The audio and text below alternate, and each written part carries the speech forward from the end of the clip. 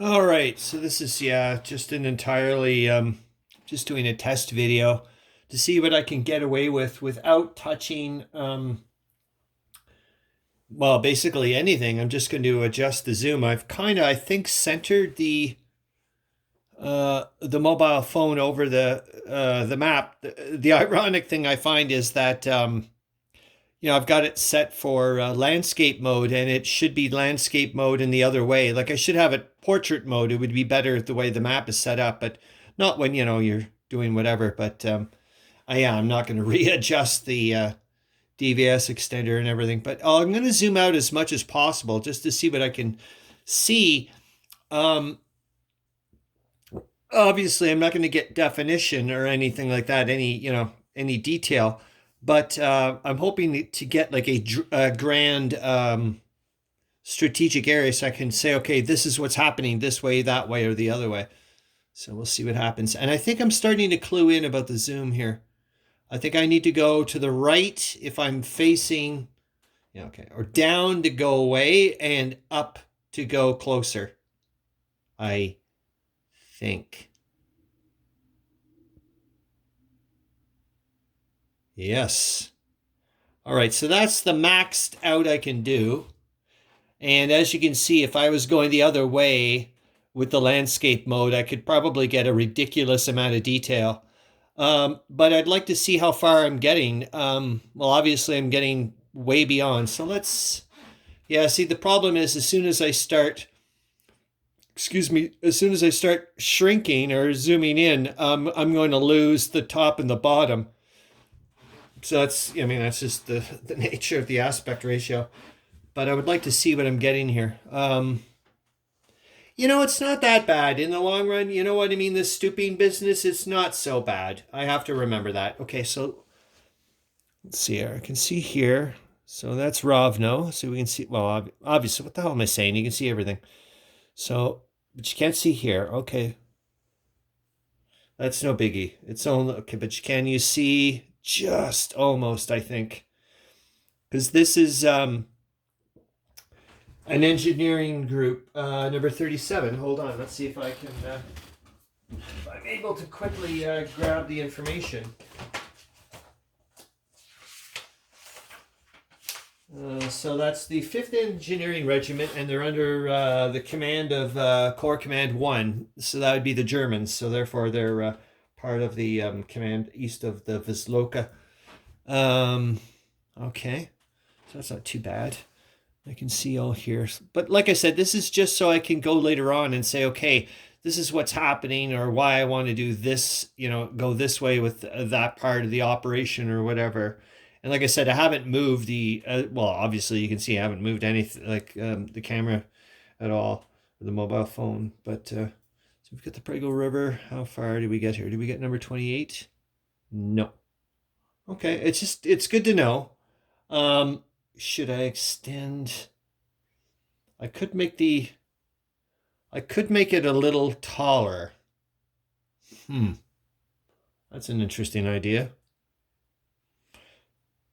I don't mind it though. It's not bothering me when I get down here, but if it was a little bit higher, obviously I wouldn't have to but then I wouldn't be able to access the well, I just get my footstool again because excuse me, it was taller, due to the fact that I also had the table risers. I'll think about it. I don't want to start getting into funky business because as long as I can show what's going on, I think it's, well, maybe I should just say funky business once, because it's going to be grand strategic, and then we go from there. Interesting. I have to think of that. Yeah, like I said, this is a test. So I'll go down to 0 one.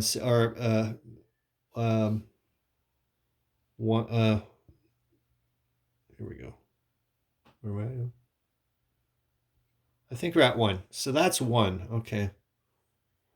That's not too bad. Yeah, and I have to start figuring out. So like I said, I'm not using a counterweight. I'm just using the clamps. But I think what I'm going to start doing is insert a third clamp. I want to. I don't like the idea of just relying on one clamp. In other words, what I would like to do is always have There should always be two clamps in play, um, just in case one fails. So that way, in other words, I'll go with the three clamp system rather than the two clamp system. Yeah. And therefore, I never let go of a clamp unless there's already two clamps clamped, if that makes sense. And on a side note, I'll tell you about because that what it's reminding me of is oh my God, you guys! I wish you guys could have seen it. It's not there anymore. It was called the guillotine, and it was down in the basement in another building I used to work at. And this machine was so sharp and so powerful. I'm not kidding you. It could take thousands. I mean thousands, man. Thousands of heavy bond paper. We're talking like 35, 36-pound bond paper, chart paper, nautical paper, and cut it. I've seen it cut, okay? And just to see it cut, and I'm like several meters away from it, gave me the shivers because it went through thousands of sheets of very thick paper like it didn't even exist. That's what freaked me right the hell out. And it was I can't explain it. It was just like watching, it was just bizarre. And the guy later, the operator that was showing me, basically they were just showing it to me because, part of the printing industry, and it was about to be phased out. And they thought I'd be interested. Anyways, you needed to have both hands and both feet pressing buttons simultaneously for the machine to activate. Leo's going mental in the kitchen. And I was like, what the hell? And he goes, oh, yeah, back in the day. Now listen to this. There's so many warning flags that just kick in, but it just shows you back in the day, like back in the 50s, when they had ashtrays on their desk and sexism was, rampant and blah, blah, blah. The guy goes, oh, yeah, back in the day when they used to have paper jams. Oh, my God. I'm like, oh, you got to be kidding me. Because, yeah, back in the day when they had paper jams, like I said, warning flag number 1.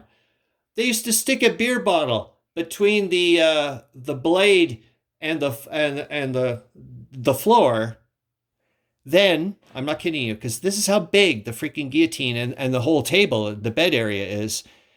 He goes, oh yeah, then they would go underneath between the blade and the table and go underneath. And now you're now past your head, past your shoulders to reach, to grab the paper. I was just like, oh my God. I was just like, hey, Chihuahua. But anyways, yeah. So I don't want to know why, like what things happened beforehand that somebody finally said, okay, enough's enough. We need 2 hands and 2 feet to operate this bloody thing. This is just nuts. Anyways, that's it. I should leave on a good note. Well, it is a good note. I think I'm doing some good stuff here. And here, I'll zoom out again so we can get a bit more, because that's the way I'm going to use it when I go into the proper whatever. Yeah.